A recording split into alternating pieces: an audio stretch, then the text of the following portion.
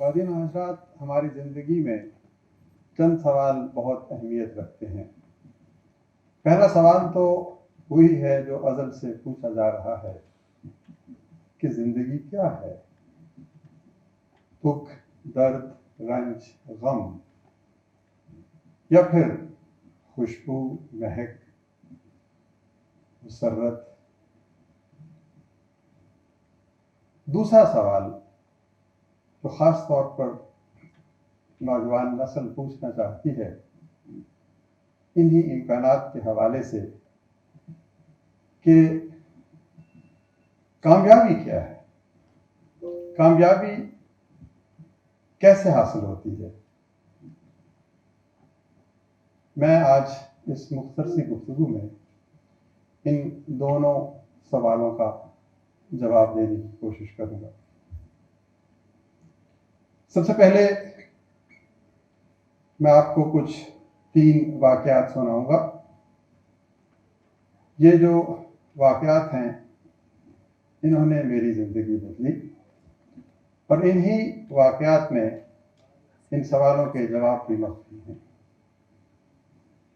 पहला वाक़या एक औरत का है, दूसरा वाक़या एक ख्वाजा सरा का है और तीसरा वाक़या भी एक औरत का है। आज से 20-22 वर्ष कबल मैं अपने दफ्तर में बैठा था कि दरवाजे पे दस्तक होती है और एक खातून अंदर तशरीफ लाती हैं। उनकी आंखों में आंसू हैं। कुछ दर्द भरी आवाज़ में उन्होंने मुझे कहा, मुझे आपकी मदद की ज़रूरत है। एक मुस्तरब सी कैफियत उनके बदन से झलक रही थी। वो मेरे सामने बैठी और फिर कहने लगी कि चंद रोज़ कबल उनके खामन का इंतकाल हो गया, 4 बच्चे हैं, मुस्तकबिल तारीख नज़र आता है, लेकिन इस तारीकी में भी मेरे लिए एक इम्कान छुपा हुआ है। उन्होंने कहा कि मुझे सिलाई आती है, अगर आप मुझे 10,000 रुपये दे दें तो मैं सिलाई की 2 मशीनें खरीदूंगी और फिर मेहनत करके बच्चों का पेट पालूंगी। 10,000 रुपये। शर्त यह है कि ये 10,000 रुपये ना तो भीख होंगे और ना ये इंटरेस्ट वाला कर्जा होगा। भीख मैं इसलिए नहीं लेना चाहती कि मैं अपनी इज्जत नफ्स पे कोई दाग नहीं लगाना चाहती, और सूद की आमेज़श मैं इसलिए नहीं चाहती कि ये मेरे अकीदे के खिलाफ है। मुझे दोनों बातें सुन के हैरत हुई। 10,000 रुपये उनको पेश किए गए। 6 माह का वादा करके वो चली गई। हम के ठहरे बदगुमा। हमने कहा अब ये वापस कब आएंगे। इसी कश्मकश में चंद रोज के बाद उस औरत का चेहरा मेरी आंखों से महव हो गया। मैंने उनको बुला दिया लेकिन उन्होंने मुझे नहीं बुलाया और पूरे 6 माह के बाद एक बार फिर मेरे दफ्तर के दरवाजे पे दस्तक हुई और दरवाजा खुला तो वही औरत मेरे रूबरू थी। अब के उनकी आंखों में आंसू नहीं थे, दुख और दर्द की कैफियत नहीं थी, कोई इस्तराब नहीं था, कोई घबराहट नहीं थी, एतमाद था। फिर उन्होंने कहा कि इस 10,000 रुपए से जो आपने मुझे बहन समझ के कर्ज हसन के तौर पर दिए, मैंने सिलाई की 2 मशीनें खरीदी, मेहनत की शब रोज। मुझे इकबाल ने कहा कि नालाए नीम शब और आहे सहरगाही। उन मशीनों की आमदनी से इतनी रकम आ गई कि मेरे बच्चे स्कूल जाने लगे। पहले वो आधी रोटी खाते थे, अब वो रात को पूरी रोटी खाने लगे। आधी रोटी और पूरी रोटी में फर्क एक मां समझ सकती है। फिर उसने कहा कि इसी पर इक्तफा नहीं, इतने पैसे इकट्ठे हो गए कि मैंने अपनी एक बेटी की शादी भी कर दी। फिर उसने अपने दुपट्टे का पल्लू खोला और 10,000 रुपये निकाल के मुझे वापस किए कि ये आपके 10,000 रुपये, कि इस 10,000 रुपयों को आप अपनी जेब में मत डालिए, किसी और को दे दीजिए। मुझे यकीन है कि जिसको भी मिलेंगी उसकी जिंदगी बदल जाएगी। ख्वातीन हज़रात, वो बारिश का पहला कतरा था, खुशबू का पहला झोंका, और उसके बाद जल थल होने लगी। हमने सोचा अगर हमारे पास ऐसे बहुत से 10,000 रुपए हों तो हम ऐसे बहुत से लोगों की मदद कर सकते हैं, उनकी इज्जत नफ्स को मजरूह किए बगैर, उनके अकीदे पर कोई बोझ लादे बगैर उनको एक बेहतर शहरी बनने का मौका दे सकते हैं। आज वो एक कर्जा 51 लाख कर्जों में बदल गया। वो 10,000 रुपए 160 अरब रुपयों पे पहुंच गए। और उस कमरे की खामोशी में जो ख्वाब देखा गया, जिस इम्कान की तरफ मेरी नजर गई, वो दुनिया में कर्ज हसन का सबसे बड़ा प्रोग्राम बन गया। वो भी एंटरप्रेन्योर बने, उनकी ज़िंदगी में भी खूबसूरती आई और उन्होंने भी वादा किया कि हम ऐसे ही किसी और की मदद करेंगे। किसी और के रास्ते में अगर अपॉर्चुनिटीज रेजा रेजा हैं तो हम इकट्ठी करके उसके दामन में डालेंगे। एक और खूबसूरत बात, 160 अरब की रकम 50 लाख घरानों को, जो तकरीबन 3 करोड़ अफराद बनते हैं, और वापसी की शरह आपको हैरान कर देगी, 99.9%। यानी एंटरप्रेन्योर अमानत में खयानत नहीं करता, झूठ नहीं बोलता, सच्चा वादा करता है। मैं सख्त सर्दी के दिनों में एक सड़क से गुजर रहा था। एक रेहड़ी पे बहुत से कपड़े पड़े हुए थे, आपने देखे होंगे लंडे के कपड़े। एक शख्स वो कपड़े बेच रहा था, उसके साथ एक खातून खड़ी थी जिसकी गोद में एक नंग धड़ंग बच्चा था। सिर्फ एक फटा हुआ कपड़ा उसके गिर्द लिपटा हुआ था और उसके पांव सर्दी की शिद्दत से उसके नाखून नीले हो रहे थे। ख्वातीन हज़रात, 30 रुपए की आवाज सुन के उस औरत की आंखों से आंसू टपके। उसने बच्चे को अपने सीने से लगाया और आगे चली गई। मेरे दिल पे दस्तक हुई कि मेरे घर में, मेरी अलमारी में ऐसे सैकड़ों कपड़े पड़े। मैंने आकर अपने दोस्तों से बात की, हमने कपड़े इकट्ठे करने शुरू किए और फिर कहा कि क्लोथ्स बैंक बनाएंगे जिसके जरिए से जिन लोगों के पास एक कपड़ा भी नहीं है वो पेश करेंगे मोहब्बत के साथ, इखलास के साथ। आज हम अल्हम्दुलिल्लाह 10 साल बाद 32 लाख जोड़े इसी पाकिस्तान से इकट्ठे करके चतराल की बर्फीली हवाओं से लेके थर के रेगिस्तानों तक अपने भाइयों को पेश कर चुके हैं। तीसरा वाकया, जब हमने कर्ज हसन का सबसे बड़ा प्रोग्राम बनाया तो अचानक दोस्तों ने कहा कि अगर कर्जा बगैर सूद की है तो तालीम बगैर फीस के क्यों नहीं हो सकती। जिस माँ के पास पैसा है, जेवर है, वो जेवर बेच के अपने बच्चे को पढ़ाती है।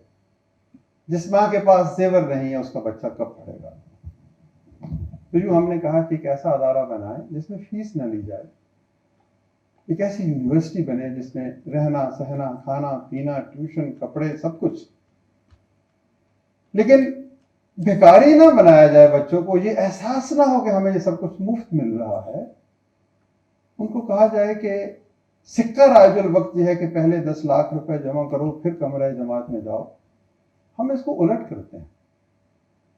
जो लोग एंटरप्रेन्योर हैं, जो इम्कानात की तलाश में हैं, वो रिस्क लेते हैं, इनोवेट करते हैं, आउट ऑफ बॉक्स सोल्यूशन ढूंढते हैं, लगे बंधे रास्तों से हट कर चलते हैं। तो हमने कहा कि हम ऐसा करते हैं कि इनको ये कहते हैं कि पहले फीस देके कमरा जमात में जाने की बजाय पहले कमरा जमात में चले जाएं। 10 साल बाद अगर कभी याद आए कि किसी ने हमारे साथ मुवाखात की थी, भाईचारा किया था, तो फिर फीस दे दें। लाजिम वो भी नहीं है, ये एक इखलाकी बंदिश है, एक मोहब्बत है। एक हल्का मैं हूं इसका, दूसरा हल्का है तू, दूर तक फैला हुआ है सिलसिला जंजीर का। तो जंजीर की अगली कड़ी बनते हुए अगर वो शख्स फीस वापस करेगा तो एक और बच्चा पढ़ जाएगा। और यूं पाकिस्तान की पहली फी फ्री यूनिवर्सिटी का आगाज होता है। 4 कॉलेजेस बन गए हैं जिसमें 1000 बच्चे पढ़ते हैं चारों सूबों से। कोई फीस नहीं ली जाती, खाना पीना कपड़े पहनने। आपको मैं दावत देता हूं कि आप लाहौर आएँ, चकवाल आएँ, कराची जाएँ। आपको वो बच्चे नजर आएंगे जो आप ही की तरह अपने मुस्तकबिल की तलाश में हैं, लेकिन उनके पास कुछ नहीं था। तीसरी कहानी, मैं एक चौराहे पे खड़ा था। एक ख्वाजा सरा ने शीशे पे दस्तक दी। मैंने मुंह दूसरी तरफ कर लिया। ये मेरे ज़मीर के ऊपर चोट थी। मैं एक ख्वाजा सरा जो गुरु था, उस्ताद था, उसके पास गया और जहाँ जो मैंने देखा, दुख, दर्द, गम, मुसीबत, आंसू, आहें, गिरियाजारी, ये बहुत मामूली लफ्ज़ हैं। जो कैफियत वहाँ थी, फिर हमने कहा कि हम ख्वाजा सराओं को भी अपना दोस्त बनाएंगे, साथी बनाएंगे। ख्वातीन हज़रात, उस दिन मुझे एहसास हुआ कि गुर्बत क्या है। हम कहते हैं कि दौलत का ना होना गुर्बत है, सेहत का ना होना गुर्बत है, माँ बाप का ना होना गुर्बत है, तालीम का ना होना गुर्बत है, दोस्तों और अहबाब का ना होना गुर्बत है, रवाबत का होना ना होना गुर्बत है, एक्सेस, फाइनेंशियल सोशल एक्सेस का ना होना गुर्बत है। एक लम्हे के लिए सोचिए कि जिस शख्स को ये सारी बीमारियां लाहक हों, वो कितना गरीब होगा।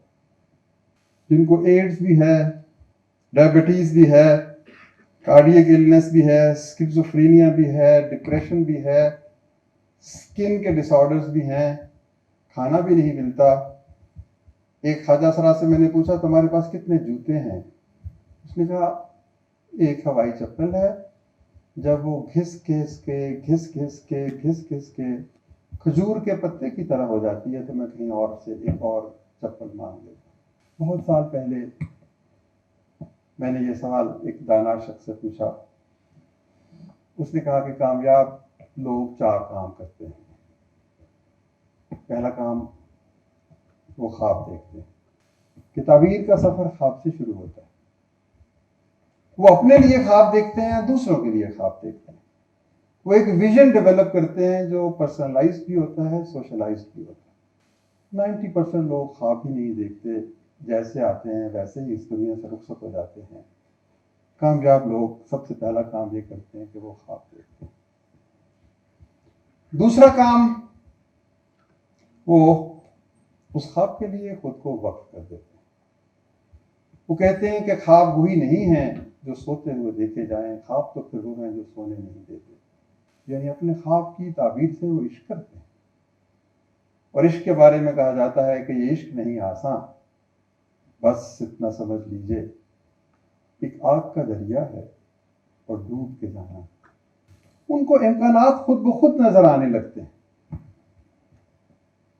कोई शख्स कहता है कि पाकिस्तान में 2 करोड़ बच्चा स्कूल से बाहर है, इस मुल्क में रहने का क्या फायदा? किसी पढ़े लिखे मुल्क में चलते हैं। और कोई शख्स कहता है, ओह यही तो अपॉर्चुनिटी है। इन 2 करोड़ बच्चों को इल्म की रोशनी में कौन लेकर आएगा?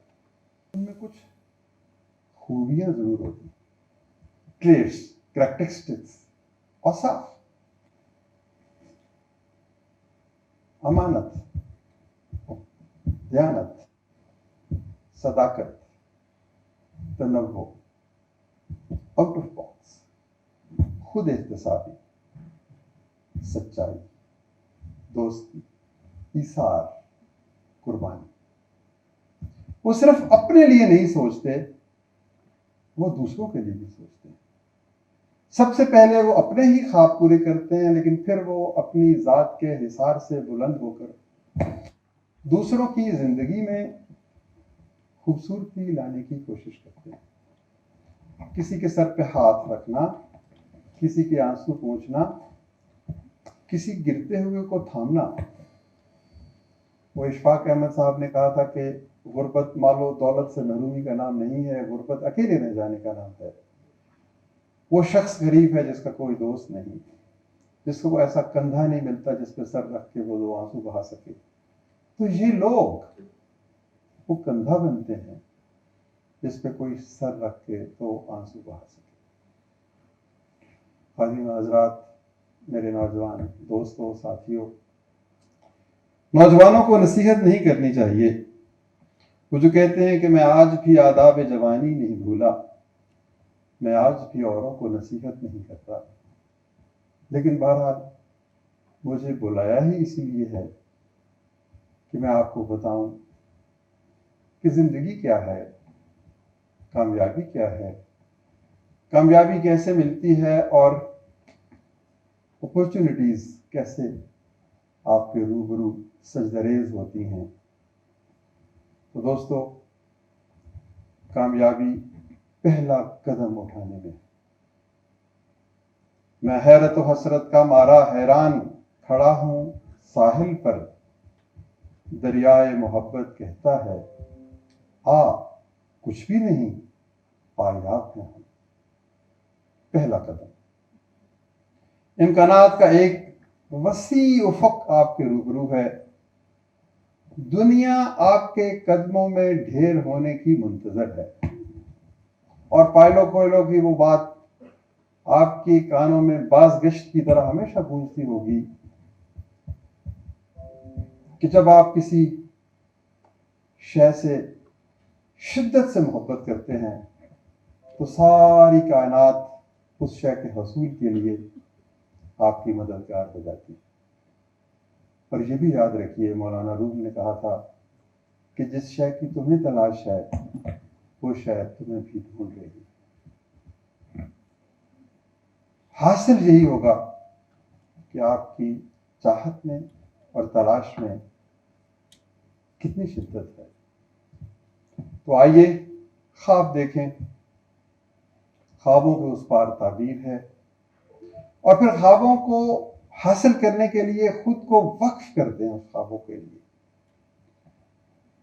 इश्क, पागलपन, जुनून, दीवानगी, वाबस्तगी, और फिर आखिरी चीज वो खूबियां पैदा करें जो कामयाबी से हमकिनार करती हैं।